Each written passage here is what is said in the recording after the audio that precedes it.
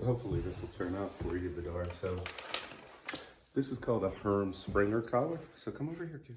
Over here. Yep. And you see that this is where you clip your leash to this piece. Hopefully that's coming out. And then this is like for a safety strap and some other things. But if you get one of these, the main thing is I don't know if you can read that, but getting a Herm Springer is the only one I trust.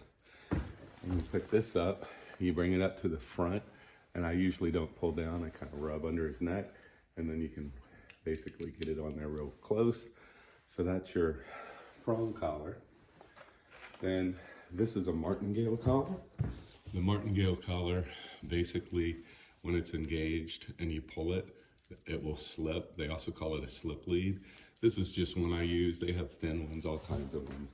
But that's his backup collar. And my wife likes to use these, but I don't. So I'll take that off.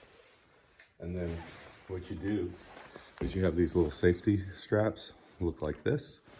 And you take that from where the leash goes on that to, I think you can see that one that's a perfect circle, goes there. And then what I do is, this is actually on the prong collar, the other small little thing. The problem is that falls off all the time. And the problem with the prong collar in general is that the prongs will come loose in certain circumstances. So basically what you have here is then you grab the actual, right next to where you hook the leash, you hook that here, like that, and you make sure everything's down. So basically there's no single point of failure per se. If the prong collar breaks, you have this backup strap, and that's happened and we've used it. And then you have, if this comes loose, which is what happens, you still have it connected here. So you have many, many things and everything works just great, okay? The last thing that I'll add is, this is the e-collar.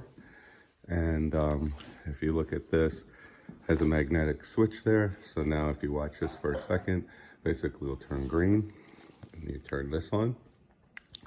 Now sometimes I walk him with all three of these if I think I'm going to be taking him off leash, but I only have this on him when he's going to be going off leash. And I make sure the prongs doesn't go over his spine or cut off his, jugular basically, or whatever the thing is. And he's all ready to go. So if I pull this, it's going to use the prong because that's the best way to make corrections. And he can't slip it off because, even an escape-proof guy is going to have a hard time doing that. So that's that.